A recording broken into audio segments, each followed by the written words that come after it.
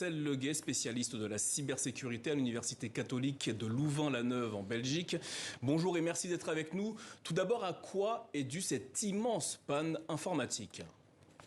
Bonjour, alors il n'y a pas encore de version totalement officielle, mais apparemment elle serait due à une mise à jour d'un logiciel qui serait en fait incompatible avec les solutions Microsoft. Et donc quand cette mise à jour a rencontré la solution Microsoft qui tourne sur la plupart des ordinateurs de la planète, ça a créé un blocage. C'est le fameux écran bleu que vous voyez pour l'instant. Alors comment se fait-il que ce genre de choses puisse affecter autant de pays en même temps ?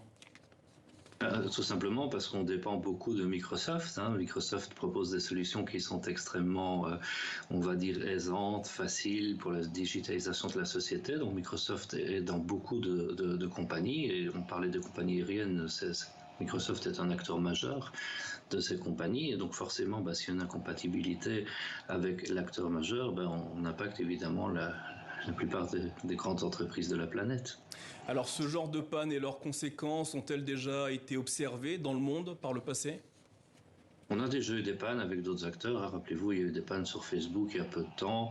Et de façon journalière, il y a souvent ce genre d'incompatibilité. Alors ici, par malchance, la compatibilité a bloqué le système d'exploitation. Donc, c'est-à-dire qu'il a bloqué le fonctionnement du système, mais il arrive régulièrement que votre ordinateur fasse des mises à jour plusieurs fois par jour parce qu'en fait, la mise à jour n'était pas compatible avec le système. Ils s'en rendent compte très vite et ils mettent à jour. C'est juste ici que ce problème est malheureusement visible et bloquant. Alors la panne actuelle peut-elle durer encore longtemps ?